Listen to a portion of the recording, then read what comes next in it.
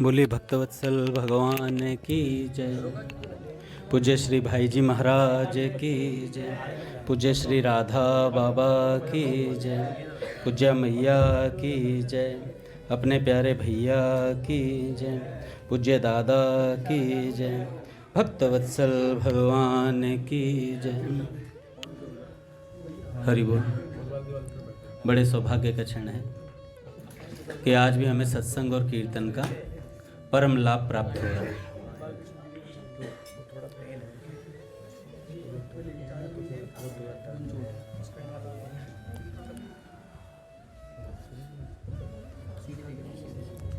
चलिए कुछ सत्संग की वार्ता करते हैं।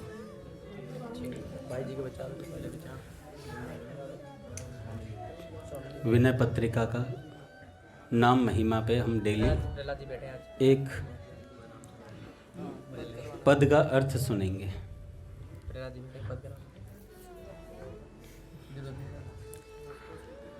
मैं खुद गा दूंगा। देखो भैया, देखो महापुरुषों के जो सिद्धांत होते हैं,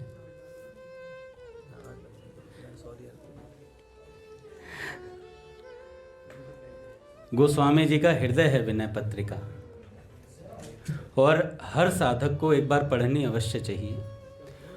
अच्छा, पढ़ नहीं पाए तो सुन सकते हैं।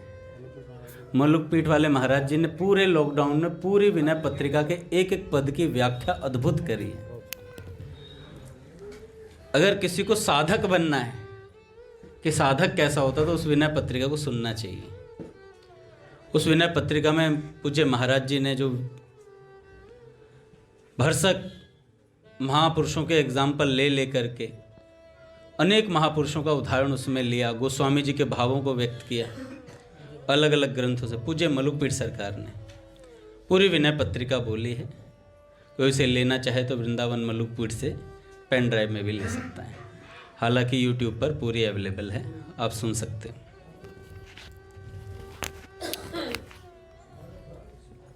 तो विनय पत्रिका के नाम महिमा का एक पद हम नित्य पढ़ेंगे। गोस्वामी जी कहते हैं, राम जप राम जप राम जप बावरे, घोर भव नीर निधि नाम निज नावरे, एक ही साधन सब रिद्धि सिद्धि साधी रे, ग्रसे कली रोग जोग संजम समाधि रे, भलो जो है पोच जो है दाहिनो जो बाम रे, राम नाम ही सो अंत सब ही को काम रे, जग नभ वाटिका रही है फल फूली रे, धुआं कैसे धोरहर देखी तू न भूली रे, राम नाम छाड़ी जो भरोसो करे और रे, तुलसी परोसो त्याग मांगे कूर कौर रे। गोस्वामी जी कहते हैं, अरे पागल, राम जप राम जप राम जप। इस भयानक संसार रूपी समुद्र से पार उतरने के लिए श्री राम नाम ही अपनी नाव है। अर्थात इस राम नाम रूपी नाव में बैठकर मनुष्य जब चाहे तभी पार उतर सकता है, क्योंकि यह मनुष्य के अधिकार में है। इसी एक साधन के बल से सब रिद्धि सिद्धियों को साथ ले, क्योंकि योग संयम और समाधि आदि साधनों को कलिकाल रूपी रोग ने ग्रस लिया है। भला हो बुरा हो उल्टा हो सीधा हो, अंत में सबको एक राम नाम से ही काम पड़ेगा। कैसे? पूज्य भैया कहते हैं, जब अंत समय में विमान तैयार हो जाता है, सब कहते हुए चलते हैं साथ में, राम नाम सत्य है सबकी यही गत्य है। पूज्य दादा को प्रणाम। तो गोस्वामी जी कहते हैं, अंत में सबको राम नाम से ही काम पड़ेगा। तो अंत में सबको राम नाम से कैसे काम पड़ता है? अंत में सब, कोई भी हो, कैसा ही हो, चाहे शराब पीने वाला हो चाहे कैसा ही हो, उसे सुनाया जाता है। क्या सुनाया जाता है? राम नाम सत्य है सबकी यही गत्य है, हरि का नाम सत्य है सबकी यही गत्य है। तो एक भगवान का नाम ही सत्य है, ये बताया जाता है। तो पूज्य भैया कहते हैं कि मुर्दे का मन कर रहा था उठ के चांटे मार दूं सब में कि जब पूरा जीवन था तब तो कहा पराठे सत्य हैं। भैया ये सारी चीज़ें संसार की वस्तुएं सत्य हैं, और जब मर चला पूरा जीवन राम नाम नहीं ले पाया, उसके बाद कह रहा है राम नाम सत्य है। अगर मुर्दे का हाथ हिलता होता तो जो कंधा लगा के चल रहा है उसी में बजाता, कई थप्पड़ मारता कि पहले क्यों नहीं बताया। तो गोस्वामी जी कहते हैं कि भला हो बुरा हो उल्टा हो सीधा हो, अंत में सबको एक राम नाम से ही काम पड़ेगा। यह जगत भ्रम से आकाश में फले फूले दिखने वाले बगीचे के समान सर्वथा मिथ्या है। धुएं के महलों की भांति क्षण क्षण में दिखने और मिटने वाले इस सांसारिक पदार्थों को देखकर तू भूल मत प्यारे, जो राम नाम को छोड़कर दूसरे का भरोसा करता है, हे तुलसीदास, वह उस मूर्ख के समान है जो सामने परोसे हुए भोजन को छोड़कर एक एक कोर के लिए कुत्ते की तरह घर घर मांगता फिरता है। ऐसा गोस्वामी जी ने कहा। तो भैया मुक्ति मुख में पड़ी है। स्वामी जी कहते हैं मुक्ति थारे मुंडा में मुक्ति तुम्हारे मुंडा में, मतलब तुम्हारे मुख में मुक्ति पड़ी है और तुम बाहर खोज रहे हो। मुख में कहाँ? इस जीभ पर भगवान का नाम है। ये राम नाम लेना है, राम नाम, राम के ही गुणों को गाना है, राम के ही बारे में सुनना है, कहना है, बस यही काम करना है। कल मैंने बताया था ना कि मलुकपीठ सरकार से किसी ने पूछा कि गृहस्थ में रहकर भगवत प्राप्ति कैसे हो, तो महाराज जी ने कहा 1 घंटा कीर्तन कर लो और 1 घंटा भगवत गीता, रामायण, भक्तमाल, जो ग्रंथ तुम्हें अच्छा लगता हो उसका अध्ययन कर लो। अच्छा आप बताओ, जो सांसारी हैं उनको तो व्यवस्था करनी पड़ेगी इन सब चीज़ों की। दादा आप आगे आ जाइए वरना परेशान रहेंगे साधु, है ना। गोपाल प्रभु आप थोड़ा पीछे हो जाओ, थोड़ी देर दादा से थोड़ा पीछे हो जाओ, मेरा आग्रह मान लो, बड़ा हूँ आपसे, और पीछे हो जाओ, और पीछे, बस ठीक है। बस यही कृपा अटक रही है तुम पर, बात नहीं मानते तुम।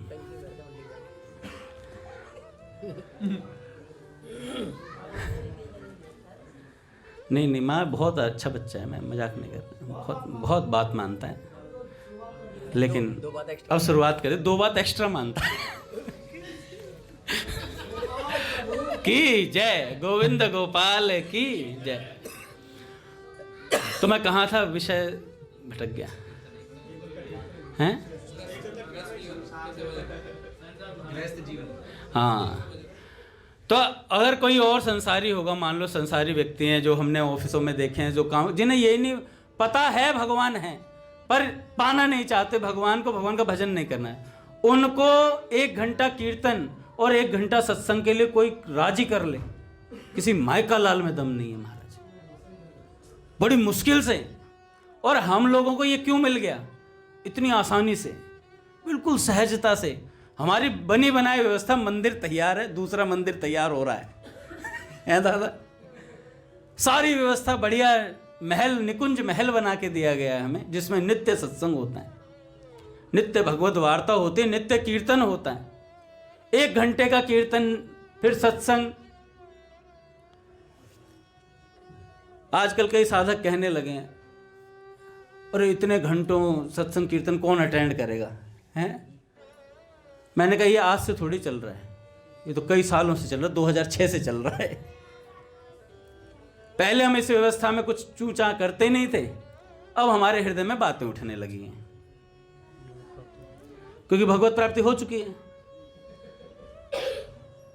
तो भैया जिसकी व्यवस्था बैठ रही हो वो सुने, जिसकी व्यवस्था नहीं बैठ रही हो वो दूसरा मार्ग चुने। पूज्य भैया ने एक बार कहा था दरवाजा खुला, जा सकते हो, जिससे आए उसी से निकल जाओ। लेकिन भैया ऐसा सिर्फ इसलिए कहते हैं कि हम जागृत रहें, हम सुन ले बातों को, नहीं तो भैया ने आज तक किसी को छोड़ा नहीं है महाराज, है ना। जो यहाँ से छोड़कर भी चले गए हैं उनका भी चिंतन करते हैं, उनको भी प्रणाम करते हैं भैया, उन लोगों के बारे में भी सोचते रहते हैं भैया उसका क्या होगा, उसका क्या होगा, किस लिए कि संतों का, आज मैंने बड़ा अच्छा विचार पढ़ा, संतों की प्रत्येक चेष्टा जीव मात्र के कल्याण के लिए होती है। संतों में ऐसी शक्ति है भैया कि उनके संस्पर्श में जो भी आता है उसका कल्याण ही होता है।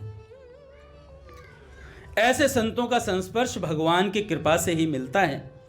उनके मुख से या लेखनी से जो भी शब्द निकलते हैं वे मानव मात्र को शांति प्रदायक एवं भगवान की ओर उन्मुख करने के लिए ही होते हैं, क्योंकि संत भगवान के संदेश वाहक होते हैं। भगवान का संदेश हम तक कौन पहुंचाता है? संत पहुंचाते हैं महाराज। और हम उस संदेश को ना सुने फिर संत का घाटा है, हमारा घाटा है। हमारा घाटा है कि हम संत की बात सुन नहीं पाए। धारण करने की तो बात अभी हुई ही नहीं है।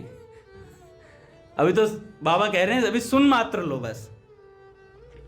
उनकी वाणी का अनुसरण करना हमारे लिए परम कल्याण का साधन है। फिर परमार्थ के पथिकों को उनके शब्दों से विशेष प्रेरणा और संबल मिले, इसमें तो कहना ही क्या है, ये तो अद्भुत बात हो जाती है। तो ऐसे संत हमारे जीवन में आते हैं महाराज, और आए हुए हैं। पद रत्नाकर क्या है? बाबूजी का वांगमय स्वरूप है, साक्षात बाबूजी हैं पद रत्नाकर। ठीक है। एक संत हुए गदाधर भट्ट जी, हमने पद सुना है उनका, सखी हूँ श्याम रंग रंगी, सखी हूँ श्याम रंग रंगी। इस पद को हमने बहुत उनसे सुना है। गदाधर भट्ट जी विशेष इसी कार्य के लिए धरती पर आए थे कि लोगों में भजन साधन की निष्ठा पैदा कर सकें। श्रीमद् भागवत की कथा कहा करते थे और सत्संग के माध्यम से जीवों का कल्याण करते थे। कहते हैं कि सज्जन सुहृद सुशील वचन आरज प्रतिपाले, निर्मत्सर निहकाम कृपा करुणा को आले, अननी भजन दृढ़ करण धार्यो, वपु भक्तनि काजे, परम धर्म को सेतु विदित वृंदावन गाजे। कि भैया भक्तों को भगवान तक पहुंचाने का सेतु बनकर के आए गदाधर भट्ट जी। ऐसा अद्भुत कार्य किया। और महाराज जब कथा कहते थे ना, लोग भावों से भर जाते थे, अथाह भाव उन्माद पैदा हो जाता था शरीर के अंदर। और पट खुलेंगे महाराज, श्री राम जय राम जय जय राम, जय जय राम, श्री राम जय राम जय जय राम,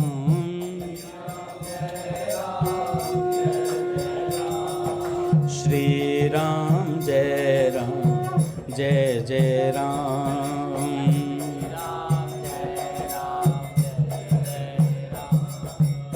जय जय श्यामा जय जय श्याम, जय जय श्याम, जय जय श्री वृंदावन धाम।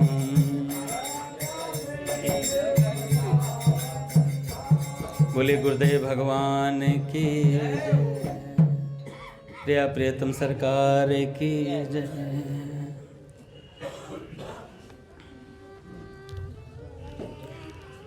तो भैया गदाधर भट्ट जी जो थे सद्गुणों के समूह थे और सभी को सुख देने वाले थे। ईर्ष्या कामना आदि दुर्गुणों से रहित थे और करुणा निधान थे, सब पर कृपा करते थे और वृंदावन धाम में सर्वदा विराजते थे। इनके जीवन का पहला प्रसंग जो मैंने पढ़ा आज भक्तमाल में, बड़े प्रेम से लोगों को कथा सुनाते थे और भाव विभोर करते थे महाराज। एक संत पास में ही रहते थे काका उनके, और कभी कथा सुनने नहीं आते थे संत।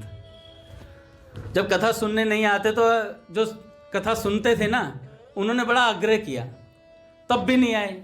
फिर एक संत ने आग्रह किया कि आप गदाधर भट्ट जी की कथा में आया कीजिए। तो उन्होंने कहा ठीक है, अब आप आग्रह कर रहे तो मैं चलूंगा। कथा सुनने के लिए गए। कथा सुनने के लिए गए तो वहां पर गदाधर भट्ट जी आज धेनुकासुर वध, जो असुर था उसके वध की कथा सुना रहे थे। कृष्ण बलराम खेल रहे थे और उसी समय धेनुकासुर आया और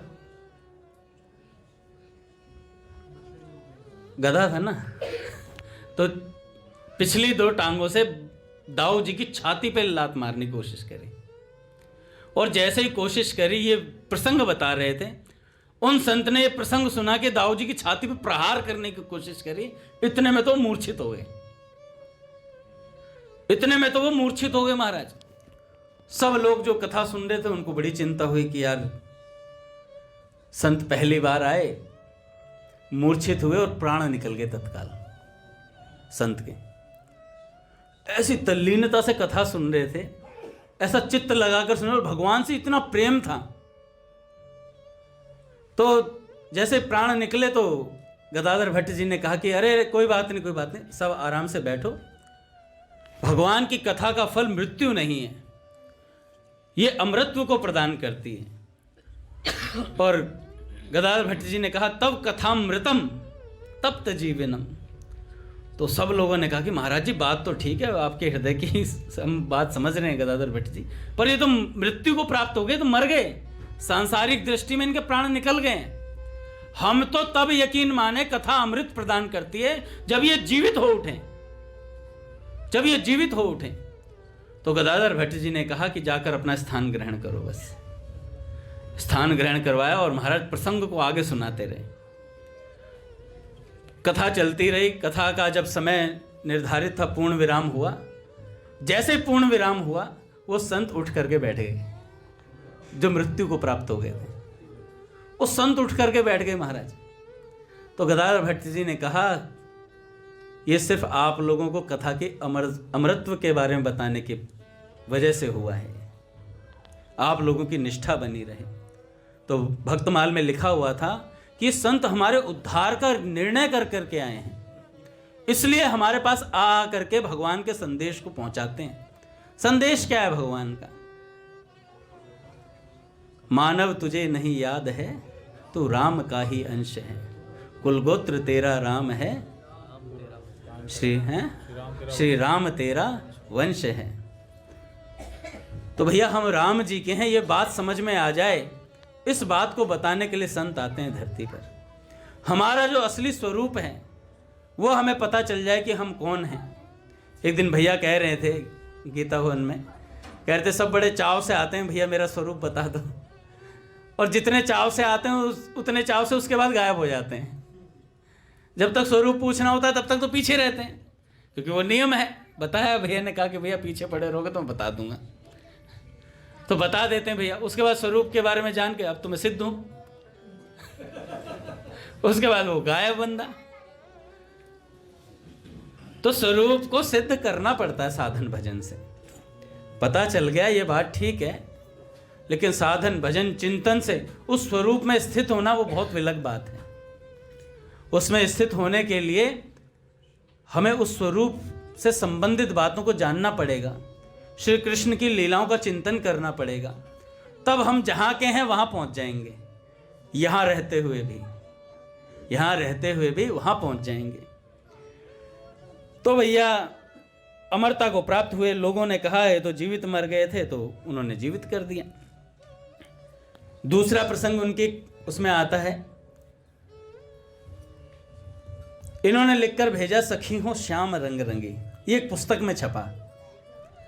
उस पुस्तक को पढ़ करके जीव गोस्वामी जी ने सोचा कि यार सखी हो श्याम रंग रंगी, देख बिकाई गई वह मूर्ति सूरति माही पगी, संग हो तो अपनों सपनों सो सोई रही रस खोई, जागे हूँ आगे दृष्टि परे सखी, नेकु न न्यारो होई, एक जू मेरी अखियन में निस दिवस रयो करी, भौन गाय चरावत जात सुन्यो सखी, सौ धो कन्हैया कौन, कासों कहूँ कौन पतियावे कौन करे बकवाद, कैसे के कही जात गदाधर गूंगे को गुड़ स्वाद। अब इसको पढ़ा तो जीव गोस्वामी जी ने कहा यार ये गदाधर जी कौन है। पता करा कि भैया वो तो बंग देश में उस साइड रहने वाले हैं। और जीव गोस्वामी जी ने कहा कि बिना वृंदावन की रहनी रहे, वृंदावन के संतों रसिकों संतों का संग किए कोई श्याम रंग में कैसे रंग सकता है, ऐसा हो ही नहीं सकता। तो उन्होंने कहा कि अगर ये ऐसी बात है, उन्होंने पत्र लिखा, पत्र लिख करके अपने 2 शिष्यों को दिया और कहा कि जाओ उनको लिवा लाओ, उनको वहां से लिवा लाओ।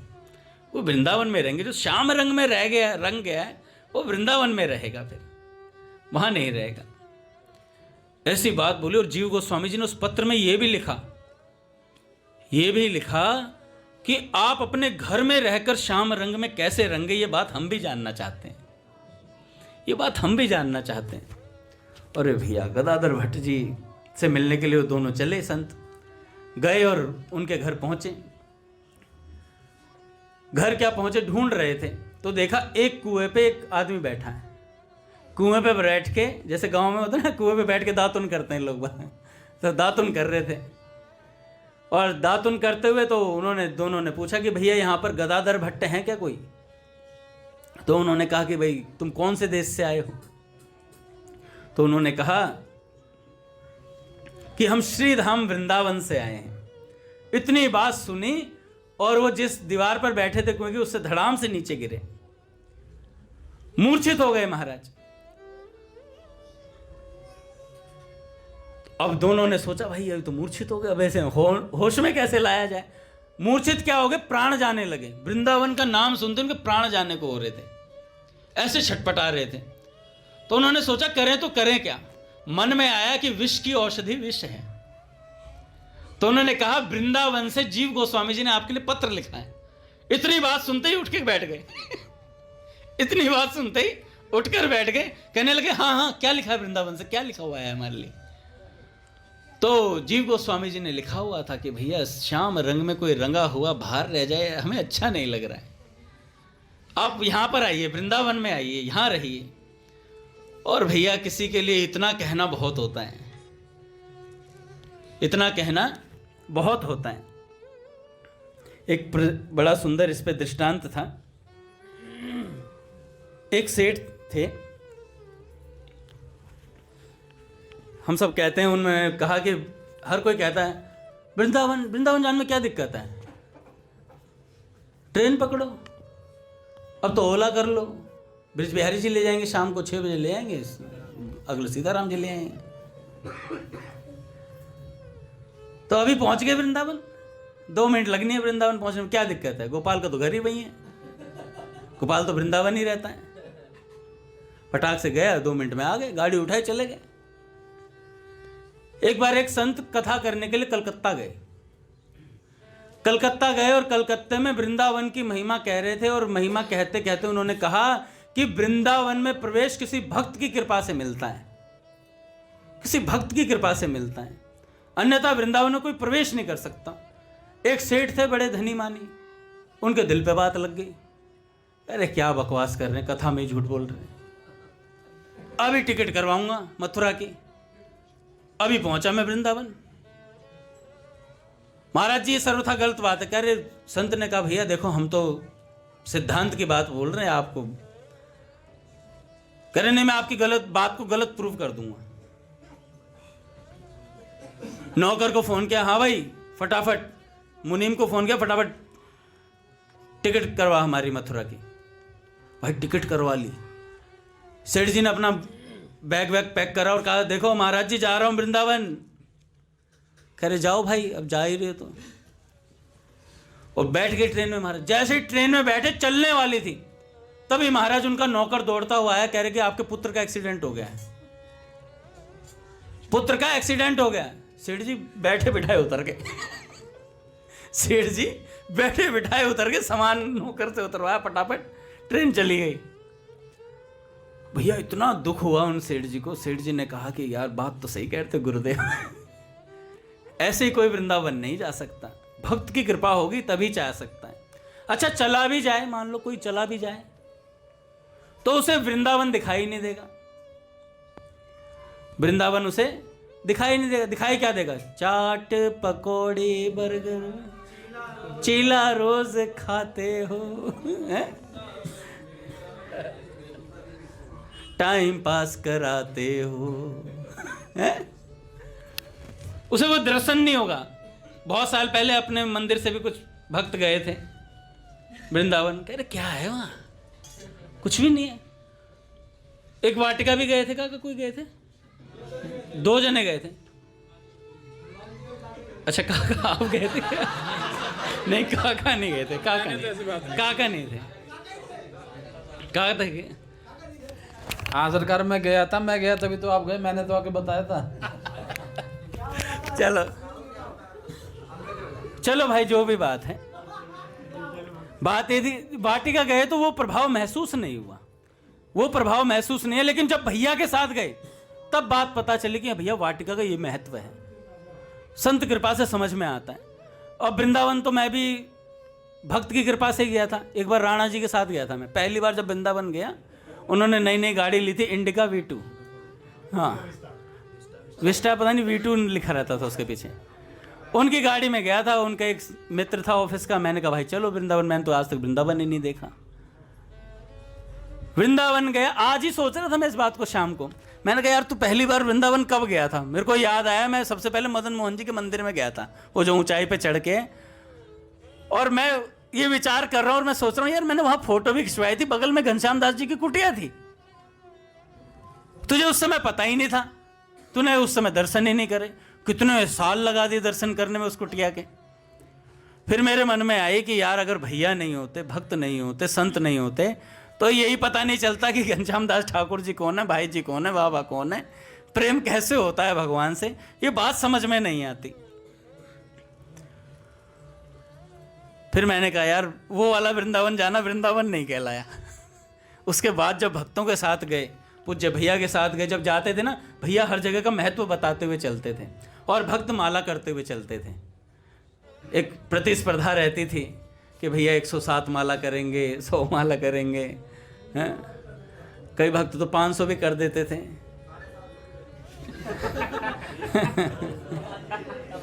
कह रहे 750 भी करी थी। नहीं भैया मैं तो अब कहता हूं कि 700 ही कर लो। कैसी 700? 700 बारी बोल लो भगवान का नाम। 700 माला करने की आवश्यकता नहीं है, पर कर लो बस। सत्संग के प्रति अनादर हो गया है।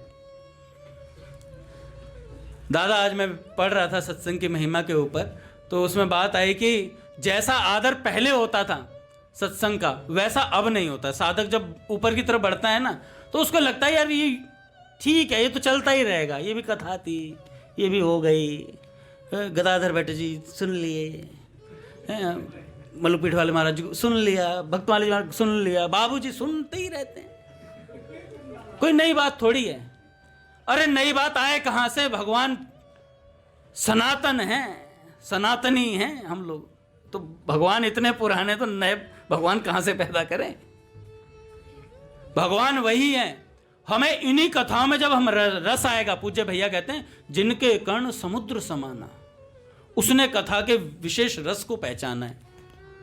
रोज सत्संग सुने, टाइम ज्यादा लग रहा है, कम लग रहा है, मुझे लगता है इस बात का विषय होना ही नहीं चाहिए। जितना है उतना सुन लो भाई, जितना है वो, जितना जिसको जितनी आवश्यकता है।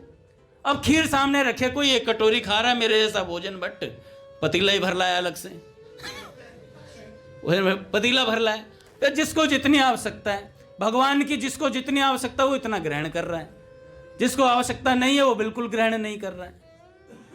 आवश्यकता पर पड़ेगी, भगवान की आवश्यकता पड़ेगी और पूरी की पूरी पड़ेगी। एक सेठ जी थे, दादा एक प्रसंग याद आ गया मुझे। एक सेठ जी थे, प्रियादास जी महाराज कथा कहा करते थे वृंदावन में, और कथा कहते थे। तो सेठ जी के जो मित्र थे ना, वो कई लोग, जब वृंदावन में कथा होती तो कई लोग जो होते हैं ना, दिल्ली से कथा सुनने आते थे, कई मित्र लोग। उन्हीं मित्रों के एक मित्र थे, वो दिल्ली में बड़े सेठ थे। उनसे उन मित्रों ने कहा कि भाई तू भी चला कर, कभी प्रियादास जी महाराज की कथा होती वृंदावन में बहुत सुंदर। तो तू चलेगा तो तेरे को बहुत अच्छा लगेगा। वो सेठ जी कहते भाई अभी मेरे पास बहुत काम है, मेरा बिजनेस चल रहा बहुत तगड़ा, ऐसा मैं अभी नहीं जा पाऊंगा। तो उन्होंने जाकर अपने गुरुजी से कहा कि प्रियादास जी महाराज ऐसे ऐसे बात है, हमारा एक मित्र है वो काम की वजह से आ नहीं पाता है। तो प्रियादास जी महाराज ने कहा कोई बात नहीं, अगली साल ले आना। वो साल में एक बार कथा सुनने आते थे सारे मित्र, अगली साल ले आना। अगले साल बोला उससे भाई कथा में चल ले, सत्संग में चल ले। अरे यार क्या सत्संग, तुम ही जाओ सत्संग, तुम ही करो, मेरे सत्संग नहीं होता। बढ़िया चल रहा है कारोबार एकदम बढ़िया, लड़का बीटेक हो गया है, अब उसकी नौकरी लगने वाली है, नौकरी नहीं लगी तो छोले बेचेगा। क्योंकि आजकल बीटेक भी कोई चाय वाला हो जाता है, कोई एमबीए चाय वाला, कोई कुछ चाय वाला, सब घूम रहे हैं। तो गारंटी किसी चीज की है नहीं। तो उन्होंने कहा भाई मैं नहीं जा सकता। तीसरी साल फिर प्रियादास जी ने बोला कि उसे फिर बोलना कथा के लिए। तीसरी साल फिर बोला। सेठ जी ने कहा भैया यार क्यों पीछे पड़े हुए हो, मैं नहीं सुनना चाहता कथा, मेरा मन नहीं करता। कौन सी कथा सुनाओगे, मुझे सब याद है, मुझे सब याद है। अरे भाई अच्छा, सत्संग करने वालों में एक बीमारी बहुत हो जाती है, उनको कोई और सत्संग सुनाए ना तो कहते काटते रहते हैं कथा को, काटते, ये सुन कटाक डाली डाली। तो सुनने में वो रस नहीं रह जाता। बूढ़े हो गए ना कथा सुनते सुनते, मंदिर में पक गए हैं, पक गए मंदिर में आकर के। पकने की जरूरत नहीं, पकने की जरूरत थी। जब फल पक जाता है, साधक का जीवन फल जाता है, पक जाता है ना, तो भगवान उस फल को मीठा हो जाता है, रस हो जाता है उसमें, तो भगवान ग्रहण करते हैं उसे। ऐसा एक संत ने कहा था। तो हमारे भीतर रस आ जाए, भगवत बातों को सुनते ही मन में आए यार और सुनूं, भगवत नाम कीर्तन सुनते ही मन में आए और कीर्तन करें। ऐसा अगर मन में नहीं आ रहा है तो अभी और कीर्तन करने की आवश्यकता है। एक संत ने कहा सत्संग हमें यह दृष्टि देता है कि हमारा जीवन भगवान की ओर चल रहा है या नहीं चल रहा। अगर निरीक्षण करना है तो सत्संग में बैठ जाना, अपने जीवन का निरीक्षण करना है तो सत्संग में बैठ जाना। सत्संग बता देगा कहां खिलाड़ी खेल रहा है, कहां खिलाड़ी खेल रहा है। जैसे 9:30 बजेंगे अभी, दादा देखना, अबे ठंड बहुत हो रही है भाई, खिलाड़ी 9:30 पे खेल रहा है। बज गए 9:30, अब देखो गर्माहट आएगी पीछे से भाई।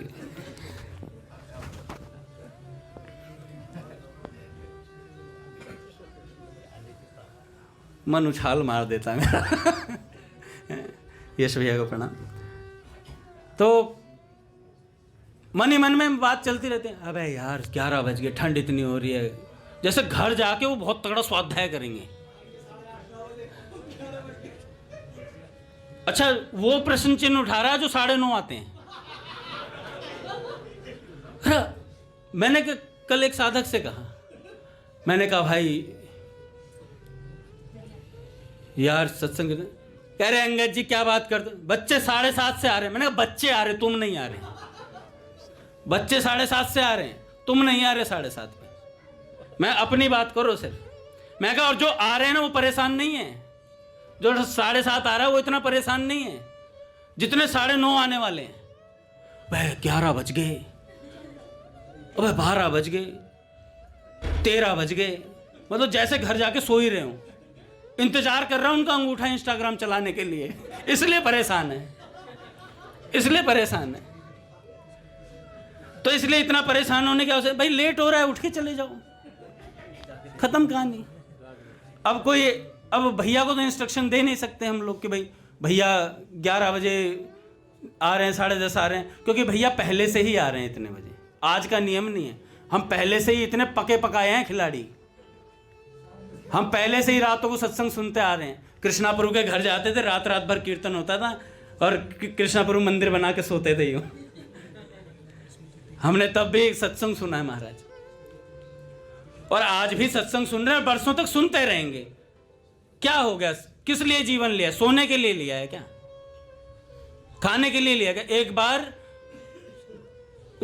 जठिया बाबा थे जो टाट पहना करते थे, हैं? टाट वाले बाबा, वो अपने शिष्यों के साथ गए एक जगह। भाई 10 बजे शिष्यों ने कहा गुरुजी सो लेते हैं। गुरुजी ने कहा हाँ हाँ अभी थोड़ी देर रुक जाओ, पाठ है हमारे थोड़े। तो 10:30 हो गए। साधकों ने गले तक भोजन पा लिया था।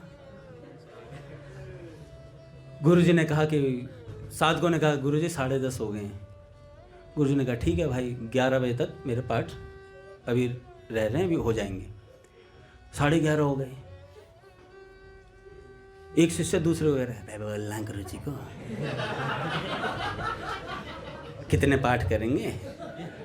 भाई 12:30 बज गए।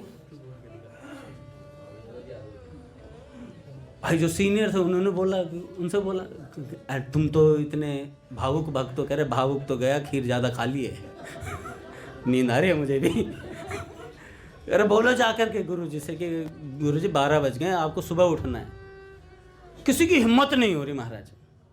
फिर एक शिष्य ने कहा कि गुरुजी 1:30 बज चुका था, गुरुजी सो लेते हैं। कह रहे बेटा पाठ रह रहे हैं अभी मेरे थोड़े और।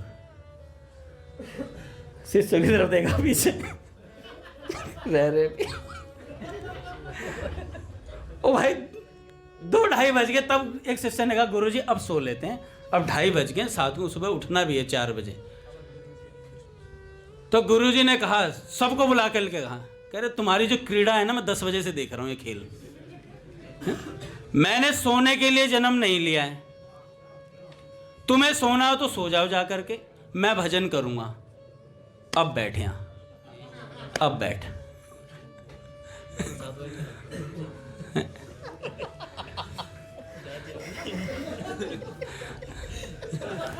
तो आनंद विभोर की बात है महाराज। तो भैया संतों का जीवन तो ऐसे ही चलेगा। हमें क्या करना है?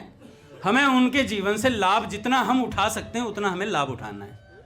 हमें संत के जीवन में काट छाट करनी है, वो गुरुजन देखेंगे भाई, हमारा काम नहीं। मतलब जो सत्संग सुनना नहीं चाहते वो साधक कह रहा आकर के कि यार भैया को इतना लेट नहीं करना चाहिए, आई डोंट लाइक दिस। तेरे लाइक करने से क्या होता है भाई? भगवान को पाना है, भगवान के लिए भजन साधन का समय मिला है। 7:30 से आ रहे हैं, 10 बजे तक तू करके चला जा घर, खत्म बात। इतनी आसान सी बात है। इससे हम क्या करते हैं? गुरुजनों में दोष दृष्टि कर लेते हैं। एक बार मेरे भी मन में आई थी यार बहुत लेट हो जाते हैं, बहुत ज्यादा लेट हो जाते हैं। फिर मैंने कहा तू बड़ा जल्दी 4 बजे सोने वाला आदमी कह रहा लेट हो जाते हैं। मैं घर जाके भी मैं लेट ही सोता हूँ। मैंने कहा ठीक है, जितना व्यवस्था में बैठ रहा है, जितना मेरे से बन सकता मैं उतना रहूँगा। बस ऐसी ही बात है महाराज। संत से जितना लाभ ले सके उतना ले लेना चाहिए। तो भैया क्या हुआ, वो जो सेठ जी थे ना आ नहीं रहे थे कथा सुनने के लिए। तो प्रियादास जी महाराज ने उनके मित्रों से कहा कि इस बार उनसे बोलना कि आ जाएं। गए महाराज, वो नहीं आए। प्रियादास जी महाराज ने कहा ठीक है।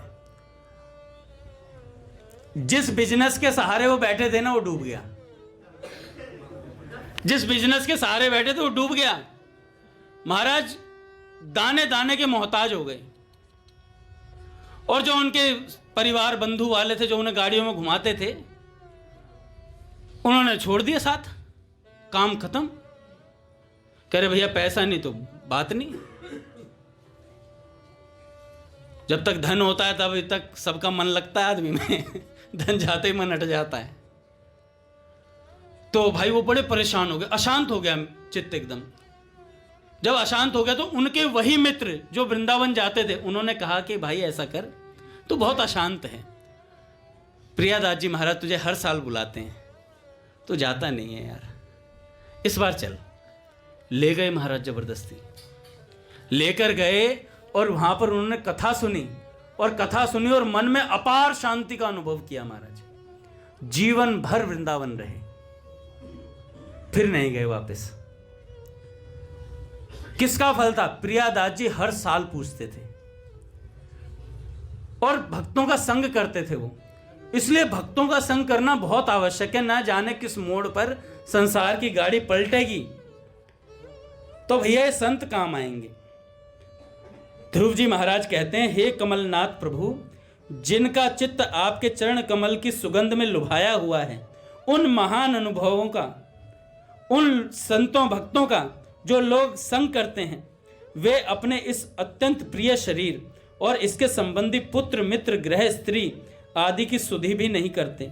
सेठ जी को अखंड ब्रजवास मिला, उसके बाद अखंड ब्रजवास मिला महाराज। गदाधर भट्ट जी कैसे थे? अच्छा, माट गांव है, ब्रज में माट गांव है, वहां के चोर बहुत प्रसिद्ध हैं, वहां पे चोर बहुत रहते हैं। अच्छा भगत जी, तो मैंने भक्तमाल में पढ़ा कि माट गांव के चोर बहुत प्रसिद्ध है महाराज। एक बार क्या हुआ, गदाधर भट्ट जी अपनी कुटिया में सोए हुए थे, रात्रि में एक चोरों की मंडली आई। अच्छा, गदाधर भट्ट जी सदा भागवत में रमण करते थे, सदा कृष्ण भावित रहते थे, तो उन्होंने सोचा लगता आज श्याम सुंदर मेरे घर चोरी करने आए। उन्होंने कुछ नहीं कहा, कुछ नहीं कहा, और जो सामान ढूंढ रहे थे वो पोटली वगैरह सब उन्होंने बांधी, चोरों ने अच्छे से सारे सामान वगैरह जो भी उनकी कुटिया में बांधा। वो पोटली चोर से उठ नहीं रही थी, वो पोटली चोर से उठ नहीं रही। गदाधर भट्ट जी उठे गदाधर भट्ट जी और उस पोटली को उठवाया। तो चोर ने कहा कि महाराज आप कौन? कह रहे जिसकी कुटिया में तुम चोरी करने हो वही हूं मैं, वही हूं मैं। तो उन्होंने कहा आपका नाम क्या है? तो उन्होंने कहा गदाधर भट्ट नाम है मेरा। ऐसा बोला तो चोर को पता तो सब था। चोर ने कहा कि महाराज क्षमा करना, आप जैसे संत के यहाँ मैं चोरी करने आया, मेरे को क्षमा कर दो। तो उन्होंने कहा कोई बात नहीं, तेरी जीविका है ये, तुझे खाली नहीं जान दूंगा, सुबह का इंतजार कर, तू जितना सामान ले जाना ये ले जाना, ये ले जा, और नहीं तो सुबह का इंतजार कर, मेरे पास तो डबल आएगा इससे। क्योंकि गदाधर भट्ट जी के पास जो कथा सुनने आते थे ना, सामान ही सामान लेकर के आते थे गदाधर भट्ट जी को देने के लिए, और गदाधर भट्ट जी वापस बांट देते थे उसे। तो उन्होंने कहा रुक सुबह तक, तुझे बहुत और भी माल मिलेगा। तो भैया वो चोर कहने लगा महाराज अब मुझे कोई सामान नहीं चाहिए, अब मुझे भजन करना है। ऐसी बात बोली और महाराज भजन का लक्ष्य कर लिया। ऐसे एक फकीर थे संत अहमद, खिजरबी का नाम था उनका, अहमद नाम के संत थे। उनके यहां भी एक चोर चोरी करने आया था। भगवान में उनकी लौ लगी हुई थी, सूफी संत थे, भगवान से अथाह प्रेम करते थे, पूरा रात को भजन करना खूब अच्छे से, भगवान के नाम सुमरण में बहुत उनका चित्त लगा हुआ था। थे सूफी संत पर भगवान के नाम स्मरण में बड़ा प्रेम था उनका। तो वो जो चोर थे वो रात्रि को पहुंचा और महाराज चोरी करने के इरादे से ही पहुंचा था। जैसे ही चोरी के लिए अंदर घुसा तो सूफी संत जाग रहे थे। उन्होंने कहा कि भाई क्या ले जाना चाहते हो? तो उन्होंने कहा महाराज ये मिला आपकी कुटिया में। तो कह रहे कि ये नहीं, इससे भी ज़्यादा मिलेगा, इससे भी ज़्यादा मिलेगा, तुझे कुछ नहीं करना, सुबह होने का इंतज़ार कर, बस सुबह होने का इंतज़ार कर। कह रहे सुबह तक इंतज़ार करूँ, पर मैं करूँगा क्या? उन्होंने कहा ले मेरी माला ले। सुमिरन जिस पे करते थे वो माला पकड़ाई चोर को और कहा मेरे आसन पे बैठ और ये माला जप। अपने आसन पे बिठा दिया, नाम जपवाया 5 घंटे नाम जपवाया। और सुबह जैसे ही सुबह हुई उन्होंने कहा उठ जा बेटा। चोर उठा और इतने में क्या हुआ, एक सेठ आया सूफी संत के पास और उन्होंने सोने की मुद्राएं दी बहुत सारी, और पूरी की पूरी पोटली उन अहमद संत ने उन्हें उस चोर को दे दी। कहा कि ले बेटा तेरी साधना का फल, तेरी साधना का फल। तो चोर के मन में बड़ी बात कौन थी, कहने लगे यार 5 घंटे नाम जप करा है तो पूरे जीवन भर की व्यवस्था हो गई है, पूरे जीवन भर की व्यवस्था हो गई है। क्यों ना अपना जीवन इस नाम जप को ही दे दूं, क्यों ना अपना जीवन इस नाम जप को ही दे दूं। उन्होंने कहा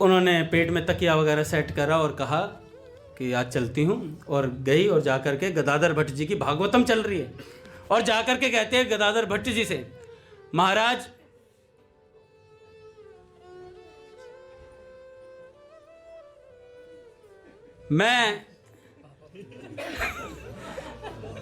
मेरे को आपने जो कृपा प्रसाद दिया अब इसकी आगे भी व्यवस्था कर दो, मैं गर्भवती हूं। गदाधर भट्ट जी पे इल्जाम लगाया, और जैसे ही इल्जाम लगाया, जो अधकचरे होते हैं ना, जो अधकचरे होते हैं, जो मतलब एक बार तो श्रद्धा कर लेते हैं और 2 मिनट में अश्रद्धा हो जाती है, तो अधकचरे जो लोग थे, बड़ी भागवतम सुनाते थे, जीवन में भागवत नहीं उतर पाई। देखो तुझे बहुत समझ में आ रही है कथा राम, बहुत समझ में आ रही है। नहीं, ऐसा गलती से निकलता है ना, एक बार भैया से मिल लेना। भैया ने बताया था कि अभी तो आज ही तो सत्संग डाला, एक तरफ गाली गलौज देते हैं, अभद्र बातें करते हैं, और दूसरी तरफ नाम भी जपते हैं। क्या नाम जप में इतना असर नहीं है कि मैं गाली गलौज भी देता रहूं और भजन करता रहूं? तो भैया ने बताया था, उत्तर सुनिएगा यूट्यूब चैनल पर, पूज्य श्री नरेश भैया डालिएगा यूट्यूब पर, आएगा। तो क्या हुआ महाराज, वो कल्याण सिंह जी की पत्नी ने ऐसे भेजा, गदाधर भट्ट जी पे इल्जाम लगा तो अधकचरे लोगों की श्रद्धा टूट गई, और जैसे टूटी तो गदाधर भट्ट जी एकदम चुपचाप थे। उन्होंने कहा कि अच्छा बैठो, इधर बैठो, तुम्हारी व्यवस्था होगी। तो रहे सहे अधकचरे जो बच गए थे, उन्होंने कहा स्वीकार ही कर लिया, जब बात ही खत्म हो गई, अब तो स्वीकार ही कर लिया, इन्होंने ही अपराध किया है। तो गदाधर भट्ट जी के सामने एक संत बैठते थे, राधिका वल्लभ दास जी, 6 फीट का उनका शरीर था, पहलवान जैसा। उन्होंने नाचने वाली को कहा कि तुम थोड़ा साइड में आओ। गए और उनके पास जो दंड था ना, उनका दंड लिया और महाराज 2-3 बार यूं ही घुमाया उसके चारों तरफ। कह रहे सिर्फ घूमता नहीं है, ये फिटनेस भी बनाता है। तो या तो तुम सत्य बोल दो, नहीं तो फिर मैं ये दंड बहुत अच्छे से सच बुलवाता है। तो नाचने वाली थी, वो घबरा गई, क्योंकि वो संत भी बड़े हट्टे घट्टे। तो उन्होंने कहा कि एक दंड में ही काम हो जाएगा। तो उन्होंने कहा जी, इनकी जो पत्नी है ना कल्याण सिंह की, इतनी बात सुनी कि वो पत्नी सत्संग में आई हुई थी आज सारा दृश्य देखने। कल्याण सिंह जी ने तलवार निकाल ली महाराज, आज इसका सर कलम होगा, तेरा कल्याण तो हो गया रहेगा आज। तेरा कल्याण, हमारा तलवार लेके भागे। तो गदाधर भट्ट जी ने कहा कि नहीं नहीं कल्याण सिंह, तुम तो सत्संग सुनते हो, क्रोध कैसा आ रहा है तुझे, आ इधर बैठ चुपचाप। चुपचाप बिठाया कल्याण सिंह जी को और कहा उनसे कि इन्होंने मेरा परम कल्याण करा, तुम्हारी पत्नी ने। शायद मेरे मन में कुछ ऐसी बात आ गई थी, मैं बहुत अच्छी भागवत कथा बोलता हूँ, या मेरे इतने शिष्य बन गए हैं, शायद मेरे मन में ये बात आई होगी, इसलिए इस अपराध से बचाने के लिए इन्होंने ये लीला करी है। ये सब भगवान की लीला चल रही है। तो ऐसा गदाधर भट्ट जी का जीवन था। भागवत के माध्यम से उन्होंने इतने अनंत जीवों का कल्याण करा कि कहा नहीं जा सकता महाराज। अथाह रोते थे। आगे इनके जीवन के और प्रसंग हम कल सुनेंगे। बोलिए भक्त वत्सल भगवान की। सीनियर्स की मीटिंग है महाराज, और पूज्य भैया के पास अभी कोई नहीं जाएगा, क्योंकि पूज्य भैया बहुत ज़रूरी लेखन कर रहे हैं कुछ, तो कृपया कोई भी ना जाए। हरि बोल। आरती करते हैं महाराज।